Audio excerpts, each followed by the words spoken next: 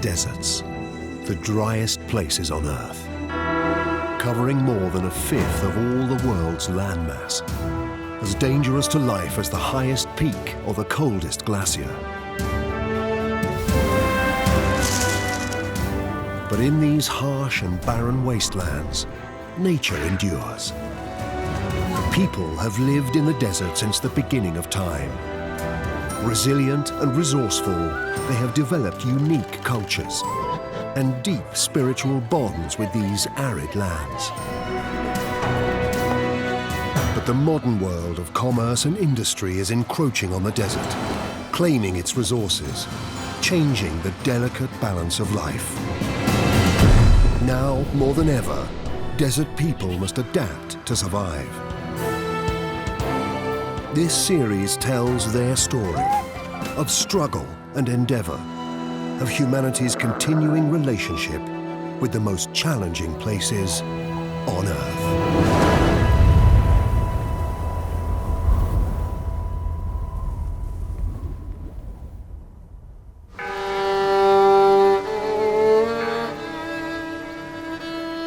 Jerusalem, a city built at the very edge of the desert. One of the holiest places on Earth, sacred to three faiths.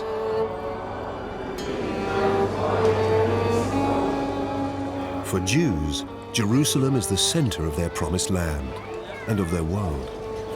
It's where Solomon's temple stood and Herod's temple after it, and where one day many Jews believe a third temple may stand.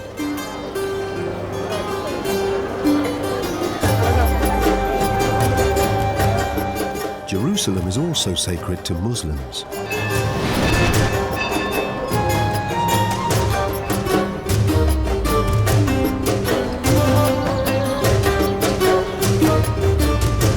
It's from here Muslims believe that Muhammad ascended to heaven.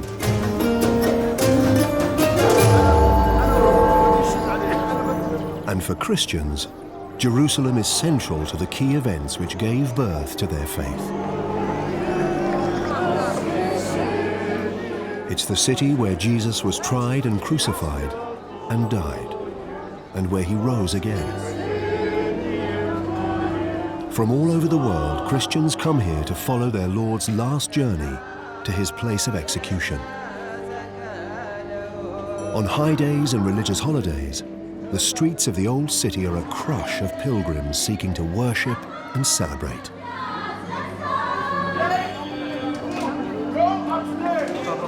But in all the push and shove, it isn't easy to get close to God. That's why so many pilgrimages here also include time spent in the wilderness, which lies just outside the city's walls. The Judean Desert, the desert of the soul.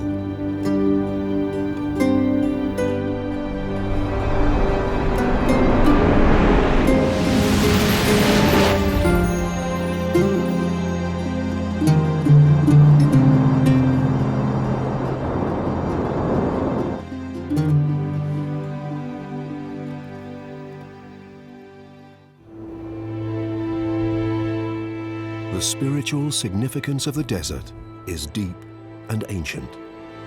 It runs through all three faiths.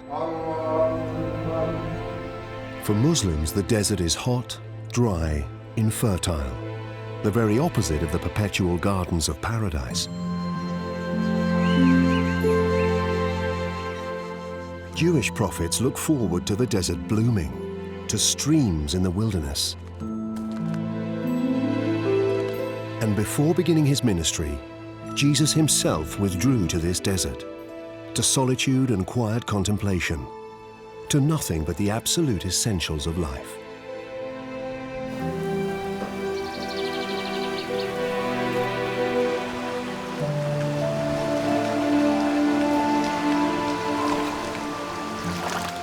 Over the centuries, many followed Christ's example. In the cliffs and crannies of the Judean desert, monasteries housed those who felt called to renounce the world, to live as far from luxury and distraction as humans can.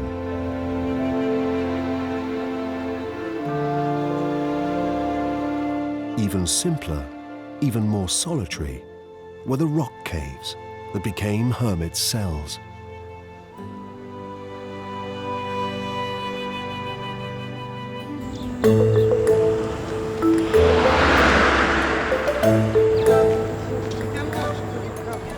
Today, pilgrims arrive here by the coachload, but their quest is much the same, to reconnect with what really matters. መጽሐፍ ቅዱስ እንዳነበብነው አሁን ደግሞ በአይናችን እያየው ስለሆነ በጣም ትልቅ ደስታ ነው። Ruth Sayon is one of a group of Ethiopian Christians who've come today to Qasr al-Yahud, a desert location traditionally regarded as the place where Jesus' ministry began. In Sunday school, Ruth will have learned that Jesus was baptized in the River Jordan immediately before he went into the desert to fast and pray, and to be tempted by the devil.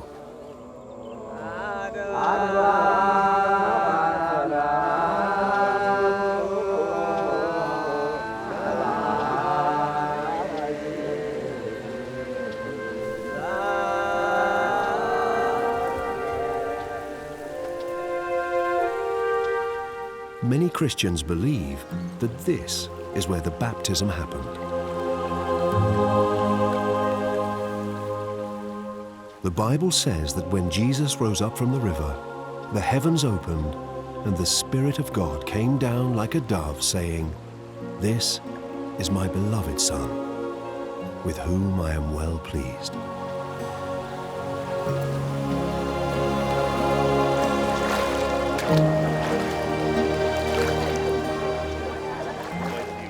From all over the world, Christians come to be baptized in these same desert waters.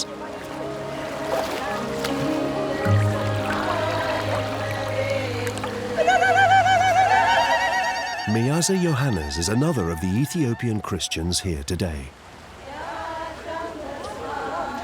She's leading the group of pilgrims who've come to follow Jesus' example.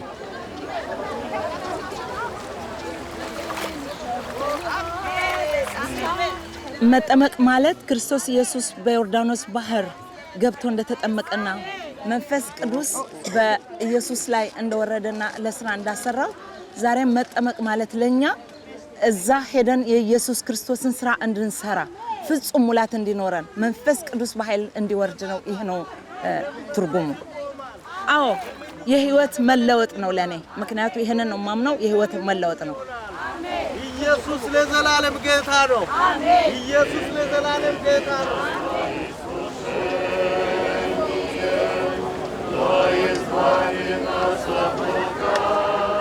As the day goes on, more and more pilgrims arrive, keen to experience baptism. The peace and quiet of the desert have melted away. Spiritual fervor is all around instead.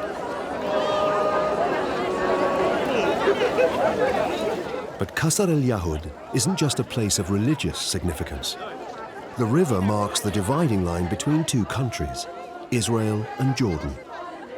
From the far bank, Jordanian soldiers keep a watchful eye. Here, this desert of the soul is also a military zone.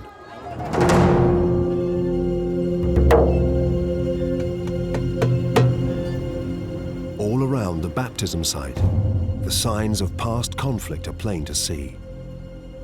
Located at the center of one of the world's religious flashpoints, Qasr al-Yahud has only recently been reopened to pilgrims.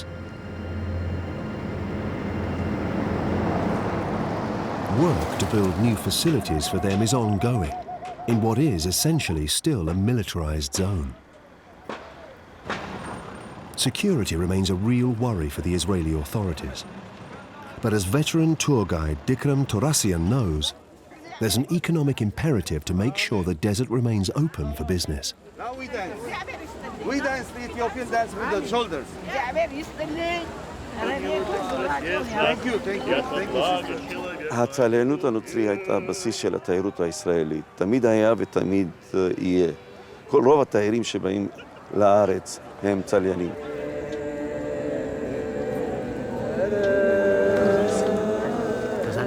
הפתיחה של האתר של קייסר היהוד, כמובן זה יעודד צליינות לארץ, ואני חושב הסיבה היחידה שמדינת ישראל החליטה לפתוח את האזור הצבאי זה שהירדנים שיפרו ופתחו את האזור שלהם, שזה ידוע בתור בריטניה של הירדן.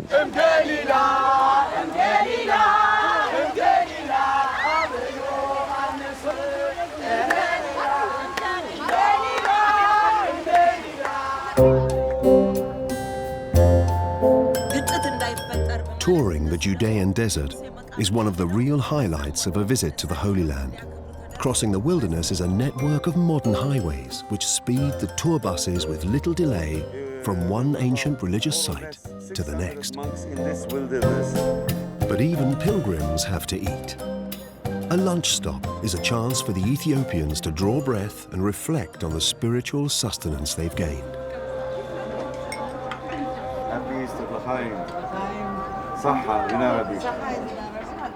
Almaz Zabiya Yosef, a mother of 15 children, is in her 80s, and she experiences this desert journey in a special way. She's blind.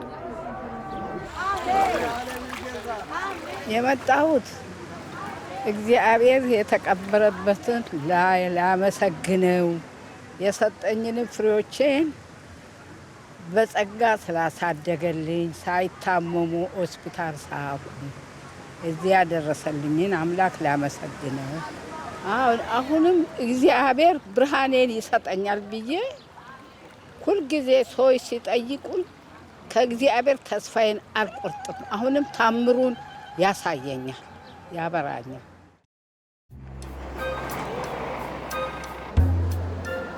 This afternoon, another mode of transport and another high point for the pilgrims. This cable car on the outskirts of Jericho takes visitors to a desert peak which stands 350 meters above sea level.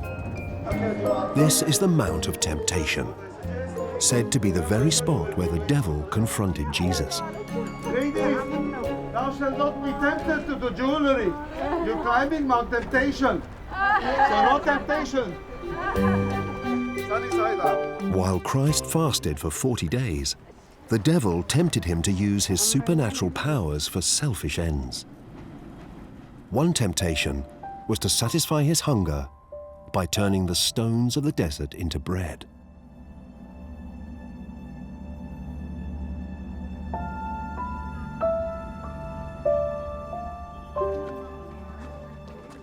Early Christian pilgrims searched for the place where Jesus overcame the devil's wiles. It was Queen Helena of Constantinople who, in the year 326, is supposed to have identified this as the location. Ever since, hermits have come to follow Jesus' example and live lives of extreme simplicity in caves on the mountain. In the 6th century, a Greek Orthodox monastery was built over the cave which is thought to have sheltered Christ for 40 nights. A pilgrimage here is meant to be a lesson in what the desert can do for the spirit. But modern tourism can sometimes feel more like a shopping trip. Those who believe that this is where Jesus fasted are now tempted to eat and drink.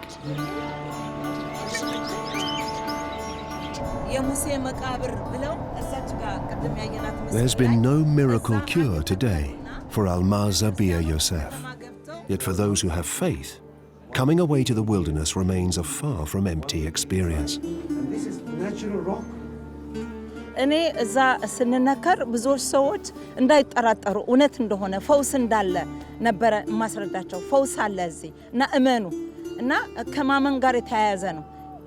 ያቺ እናት ምናልባት ፊዚካሊ አይኗ ላይፈወስ ይችላል፣ ግን ውስጧ ስፒሪቹዋሊ መንፈሷ ሊታደስ ይችላልና ያንን ነው ያመንኩት። As it always has done, this desert still nourishes the soul.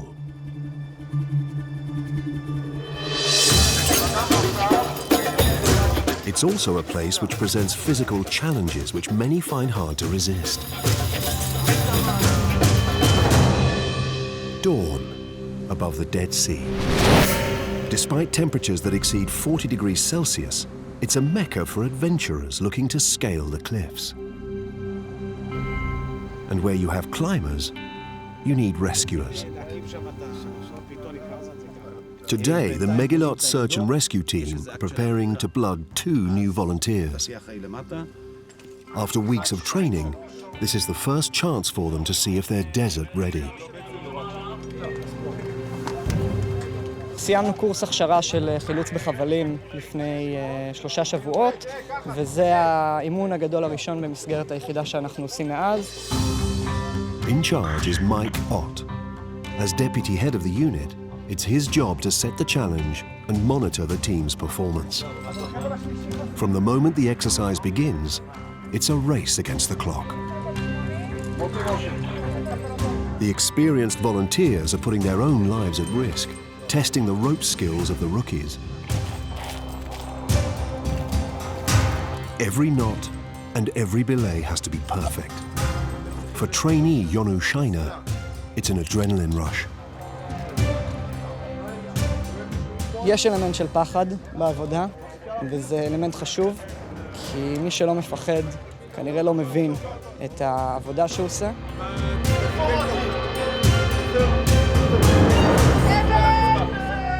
For fellow newcomer Karima Oridershtik, there's also a lot to play for. A nurse in real life, today she must navigate a steep descent to reach her patients. באותו רגע שאת נמצאת בתוך פעילות, חלק הבטיחותי הוא בכלל בצד, אתה עסוק בלהציל חיים. For Karima, saving lives is a family affair. והאמת היא שמי שהתחיל ביחידה זה הבן שלי, שהוא היה הראשון שהתחיל להיות ביחידה כשהוא היה מאוד צעיר, בן 16-17, ואחר כך בעלי התחיל להתנדב, ואז גם אני, ויש פעמים שאנחנו כולנו מתנדבים ביחד בתוך היחידה. As deserts go, the Judean is small but deadly. Particularly to the thousands of people who venture here unprepared. Part of the problem is that this desert is so easily accessible. City dwellers can get here in a matter of minutes. It leaves them no time to adjust to the environment, as team leader Mike Ott knows only too well. אני חושב שרוב החילוצים הם נובעים מאנשים שהם פשוט לא מבינים את המדבר. הם לא מבינים, הם לא עושים בדיקה לאן הם הולכים. Just a week ago, this team worked all night to rescue a group of hikers lost and suffering from exhaustion and dehydration deep in the desert.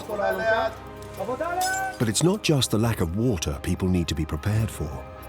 Sometimes, and without warning, there's water everywhere. During the springtime flash floods, torrents of rainwater flow from the Judean mountains through the valleys of the desert. The rocky limestone terrain cannot absorb the water, and it collects in deep, fast-flowing gullies.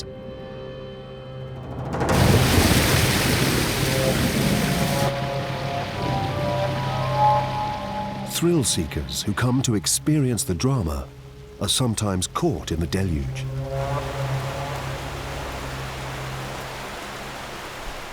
והם לא יודעים שצריך לקחת חבלים, הם לא יודעים שהם צריכים לשחות, וכאלה שיוצאים לא יודעים לשחות. מוטי! למה זה מתעכב? When it comes to saving lives in the desert, Mike knows every second counts. A lesson these new recruits are learning fast. Once they reach their patient, they must act quickly to administer emergency treatment. The sooner they stabilize him, the sooner they can winch him to safety. That is, if the ropes hold.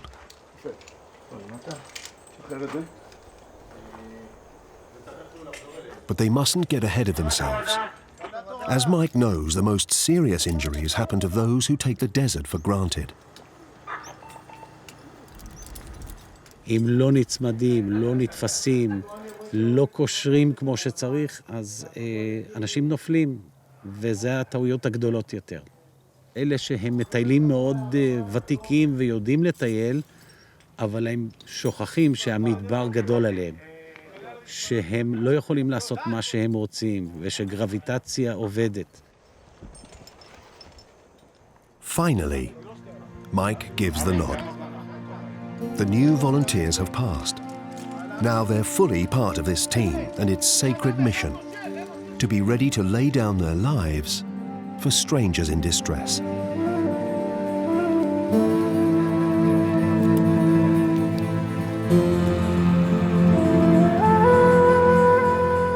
But there are some people who instinctively know how to survive in the Judean desert.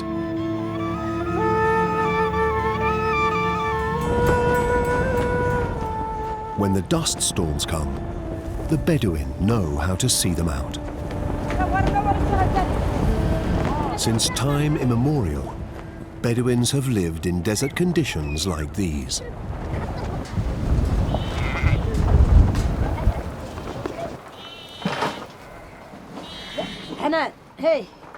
Sabha is a Bedouin wife and mother of 9 children. Her family are nomads, Arab shepherds, descendants of the Negev Bedouin, who migrated northwards from the Arabian desert 3 centuries ago.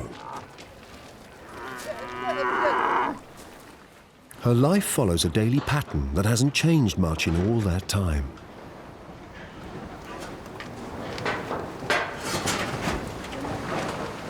She spends hours shaking this camel skin bag to make yogurt from goat's milk. Yogurt is a food the Bedouins brought north from the Arabian Peninsula, where they've used it as a staple for thousands of years. اليوم أخذ من الصبح وأسوي لأولادي فطور أفطرهم وبعد الظهر الحين أشتغل في العشاء أسوي أكل أسوي خبز والحين يوجهن الغنمات أحلبهن وأحطن فيها المطربانات وأتعلل شوية للساعة 8 وبعد أحط راسي أنا. ها وش اللي أسوي وقتها صعب ولا مو صعب عايشين والحمد لله. But now, their way of life here in Israel is under threat from forces even more powerful than the desert wind. The Bedouins are caught up in the bitter struggle over land between Jews and Palestinians, which overshadows the politics of the Middle East. There's huge pressure on them to move away from areas Israel regards as strategically important, but there's no obvious home for them elsewhere. شو بدنا نسوي؟ هذه عيشتنا وين نروح؟ وين دلك؟ ما في وين اروح يعني خلاص اولادي وغنمي وهانها عايشه. يعني وين اروح؟ وين اروح؟ هذه منطقتي عايشه بيها. The family have to range far and wide to find rough pasture and water for their livestock.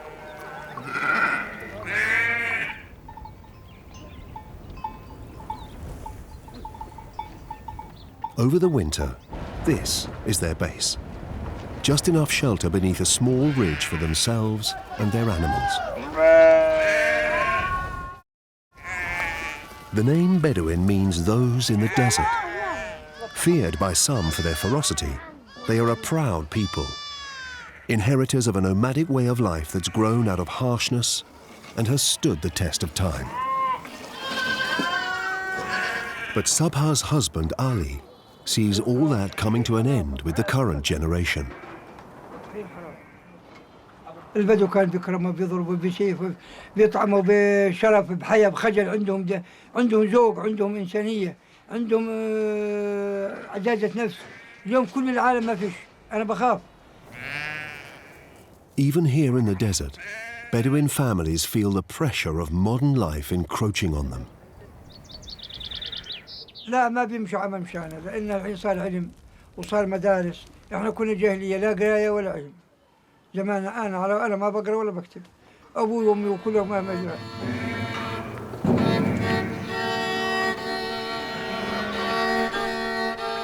Already, many young Bedouins are part of the Palestinian education system. They learn about the desert in a different way from their mothers and fathers. Today, the shrine of Nebi Musa is welcoming a succession of school visits.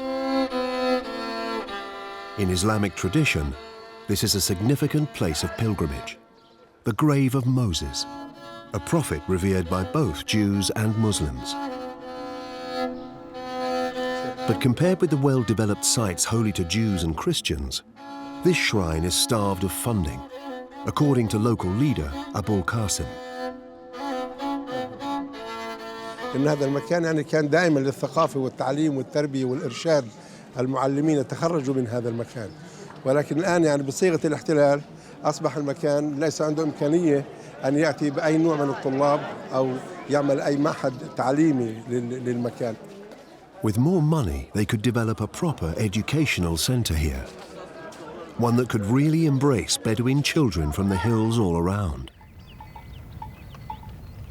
The real history of this desert is something that's being lost because there's nowhere to pass it on.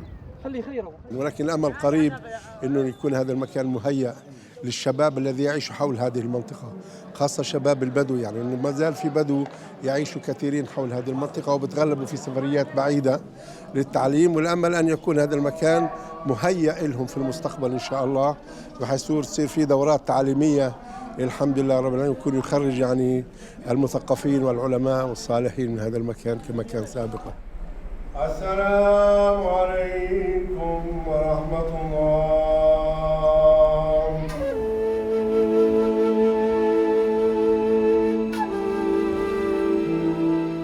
A new day. And for Sabha and her Bedouin family, a change in the weather. Another year has turned. It's time to pack up the winter quarters and move on.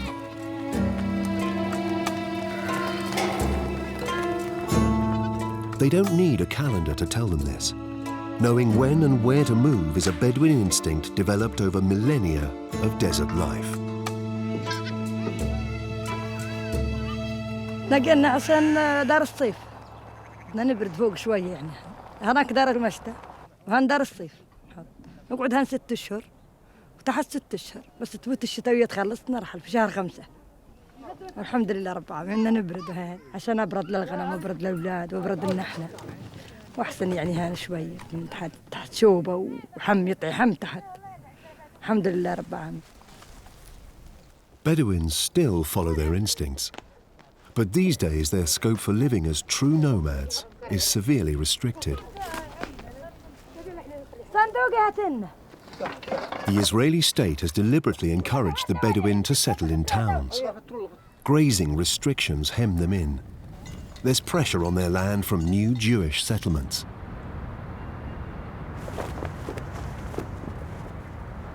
Now, they simply can't sustain themselves without connections to urban life. جيبها من البلد من الغرب على التراكتر. على التراكتر جيبها من البلد من الغرب. وهذا ايش اسمه العلف نجيبها من عند التاجر من تقوع. جايبيت لحم غسي معنا والميه من تقوع. اخذ التنك باسبوع تنك 6 كيل 3 قد واحنا شربنا وهنا ويست.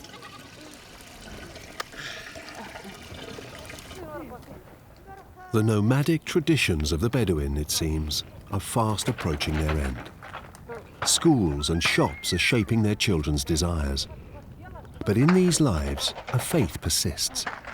But the desert is the source of a good life. There's more honor here, they say, than in all the wealth and consumerism of the modern world. وربنا يجيب مطر وبنحرث وبنحصد ويسووا الغنم تاكل من الشعير والعرب والناس ياكل من القمح. شو بنسوي؟ امر الله بتنفذ.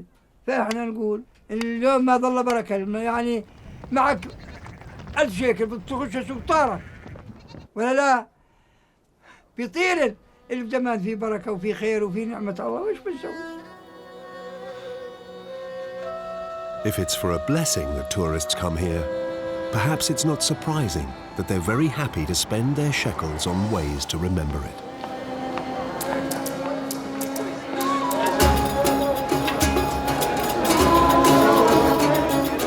Jerusalem is full of tourist bazaars, hawking mementos of a pilgrimage to the Holy Land.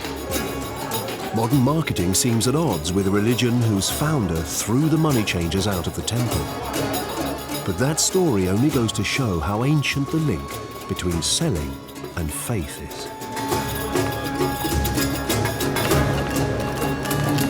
Other shops offer something that's more authentic. Genuine archaeological finds dating back to biblical times.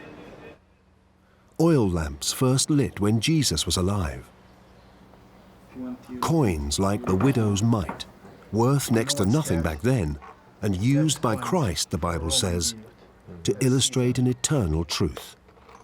Poor people giving a little means so much more than the rich donating from their plenty. Now the widow's mite and everything else here is worth a pretty penny. For owner Nidal Ibrahim Omar Hrub, antiques are in his blood.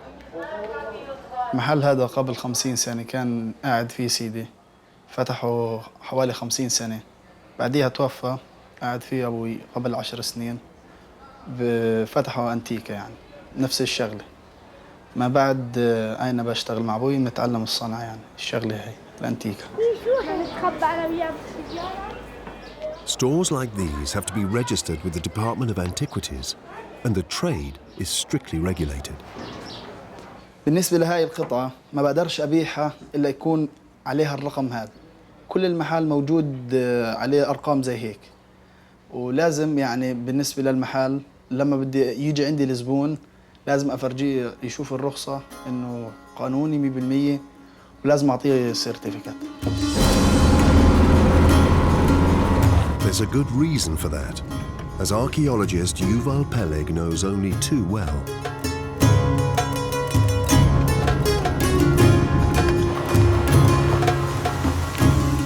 Today, he's out in the desert, looking for evidence of a Byzantine monastery which stood on this site 1,500 years ago.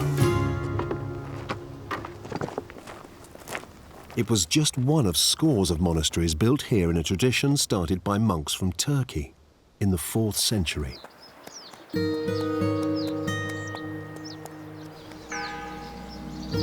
The idea was to come to be alone with God in these isolated places, far from the temptations of the city.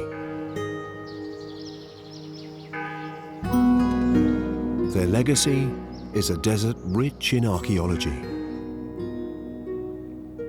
So rich that it's impossible to explore everything that's of interest.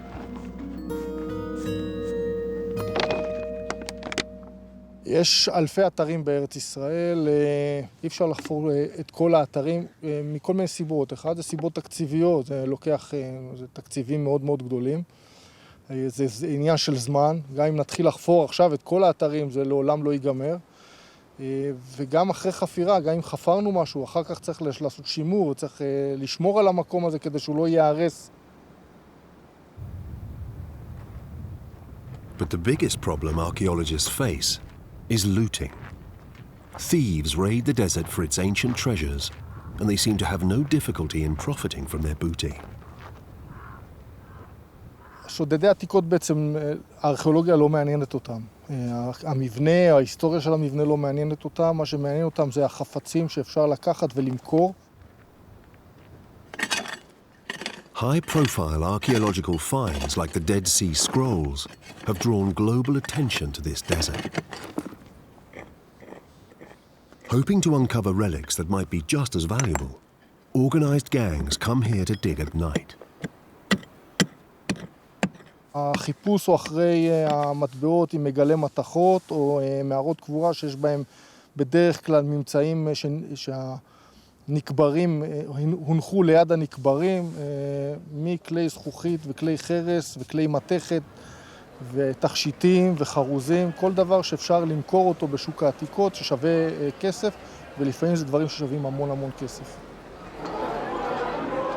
A single find can fetch as much as $300,000 on the black market. So archaeologists and legitimate dealers find themselves united in trying to stamp out a lucrative trade that's robbing the desert of its antiquities.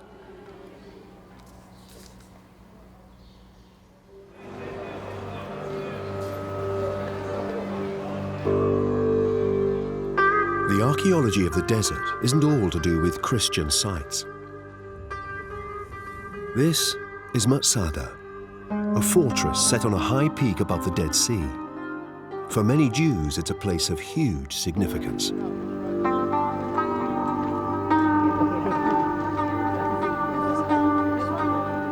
According to the 1st century historian Josephus, it was the Jewish King Herod the Great who fortified this desert hilltop. 100 years later, a generation after the time of Christ, the Jews rose up against Roman occupation. The revolt failed, but it was here that a group of Jews made a doomed last stand. The Romans laid siege to Masada. When they finally broke through, Josephus says, they discovered how devoted Jews could be to their faith. Rather than bend the knee to Rome, the defenders, almost 1,000 of them, had committed mass suicide.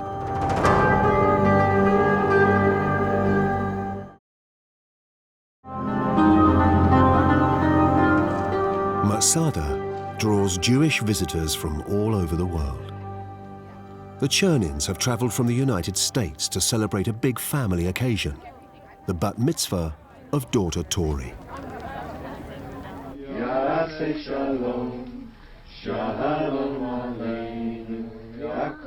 We plan to be here for the bat mitzvah because, we live in the States. It's sometimes hard to remember who you are, and trying to teach Tori to remember who she is, which in any religion, in any walk of life, gets harder and harder. There's so much noise that drowns out sometimes in society who you are. The silence is deafening. It's palpable. You can feel what was here, and to be connected to that is magical. You don't get that in many places in the world.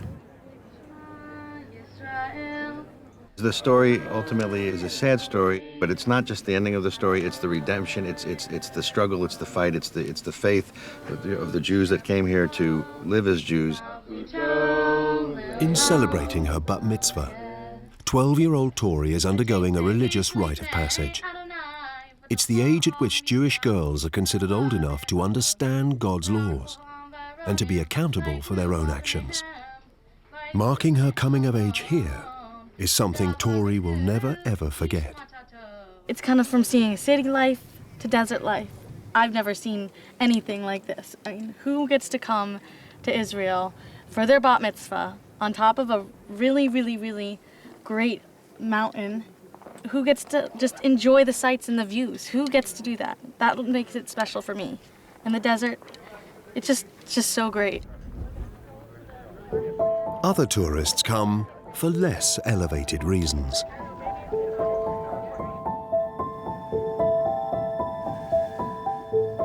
Masada looks down on the Dead Sea, the lowest point in any landmass on the planet, 425 meters below sea level. River water flows into the sea but can't flow out. It simply evaporates, leaving a salty residue that's built up over the millennia. A third of this water is dissolved salt. It's 6 times saltier than the ocean, and no fish can survive in it. It's dense. Famously, you don't swim here, you float. The healing properties of Dead Sea salt and mud have always drawn visitors to this place. These days, it's a multi-million-dollar business. Some of the world's finest hotels, luxury spa treatments.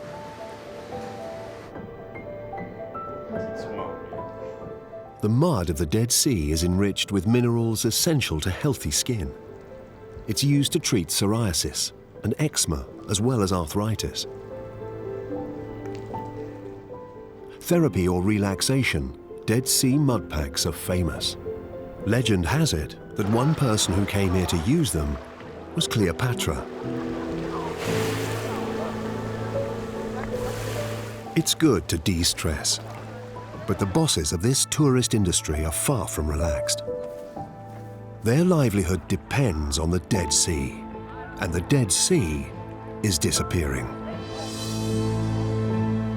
For decades, water from the River Jordan, which feeds it from the north, has been siphoned off for irrigation, factories and homes.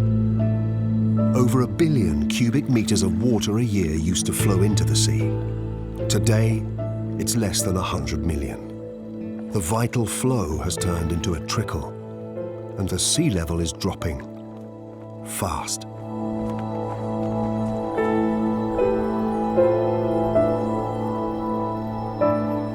These markers have been placed at the shore's edge year by year to keep track of how rapidly the sea is shrinking.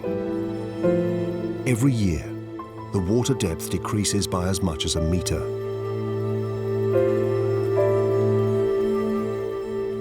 At the same time, new water-intensive industries have appeared, accelerating the Dead Sea's decline. The north of the sea has become separated from the southern end, and dikes have been built across the whole of the southern portion.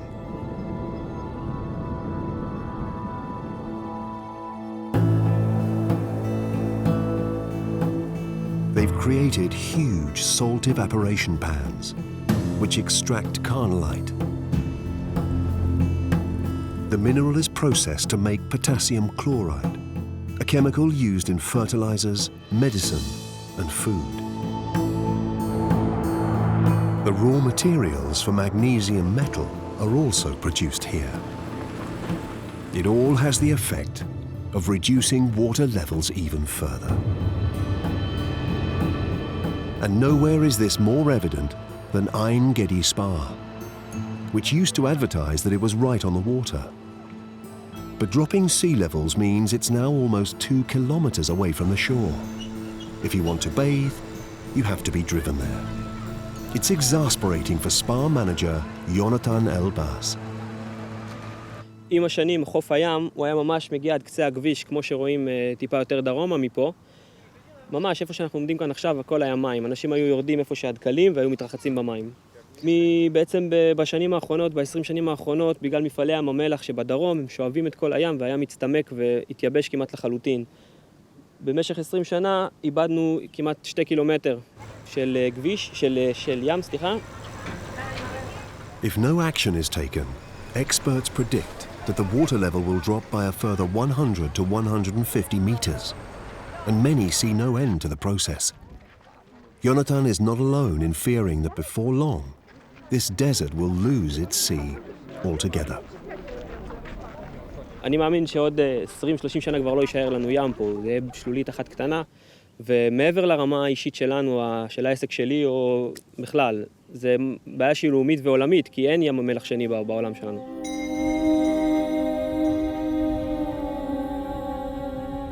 Over millions of years, a natural equilibrium here created a unique desert environment. In a matter of generations, that balance seems to have been completely overturned. What's certainly true is that there's a new and deadly danger on these banks. The drop in sea level has been followed by changes to the groundwater. Along the shore, layers of brine that used to underpin the topsoil have been flushed out. Below the ground, cavities form, then collapse, dramatically and without warning. The gaping depressions are called sinkholes.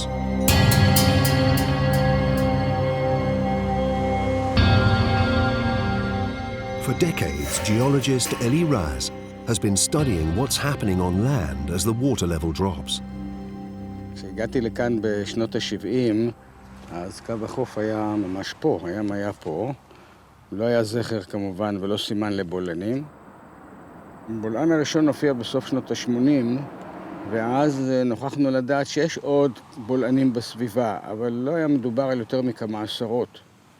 במשך הזמן בולענים התרבו והתרבו, והיום אנחנו מדברים על אלפי בולענים לאורך ים המלח.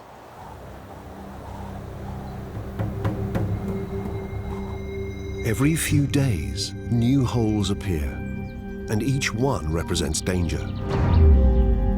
Ellie has begun to map them and to try to get a grasp on the precise conditions which cause them. Strangely, Ellie came to the desert to get away from life as a geologist. It was idealism which brought him here. In the late 1950s, he joined a kibbutz, an agricultural cooperative. כמובן שעם הזמן החקלאות התפתחה, והגידול המוביל בחקלאות של נאות מדבר זה התמרים. נאות מדבר ותמר זה הולך ביחד.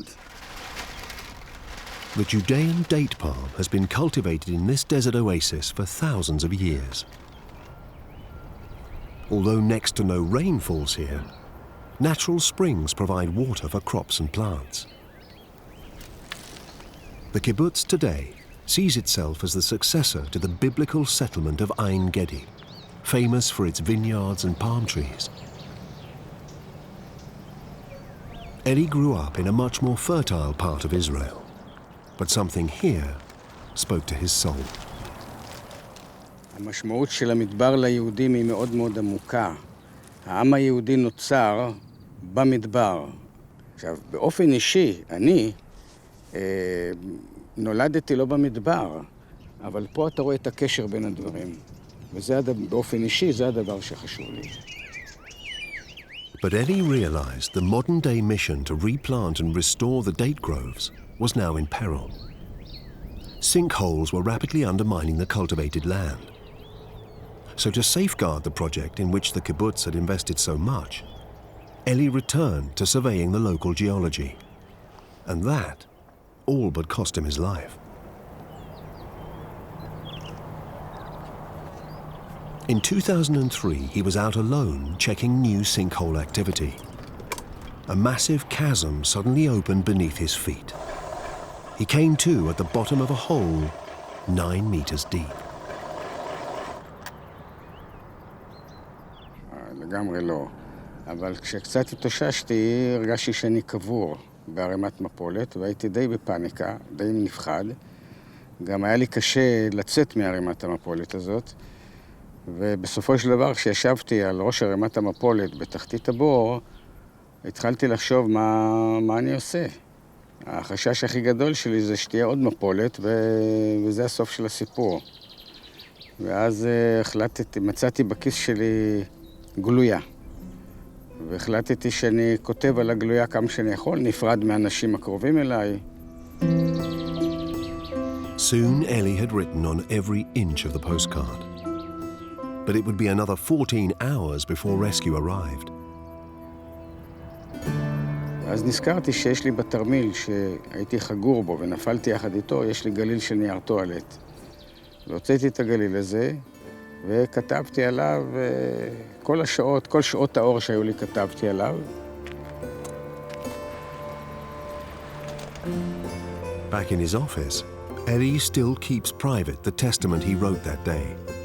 Special messages to his closest loved ones. For all that he knew at the time, they were his last words to them. But though he's learned caution, nothing keeps him from measuring the environmental damage that's happening here. As a geologist, Ellie knows that in this desert of the soul, the landscape shapes material fortunes too. The sinkholes have arrested the economic growth of the whole region. Major tourist attractions like Masada have escaped lightly, with investment in infrastructure like this cable car system and a gleaming new visitor center. And sections are being repaired on stretches of road which are now too dangerous to drive. But many businesses are struggling, communities are failing, and residents are being driven away by the lack of work.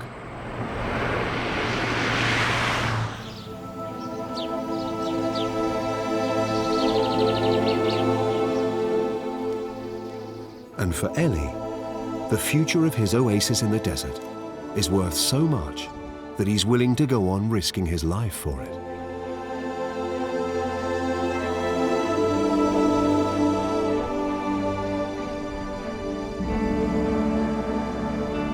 The Judean Desert, harsh, deceptive, deadly. Here there's nothing soft, nothing easy. This wilderness strips away distraction and pretension. So it's always been a land of deep contemplation, of spiritual yearning. It challenges us to fathom the bedrock of existence. There are those who call it the desert of the soul.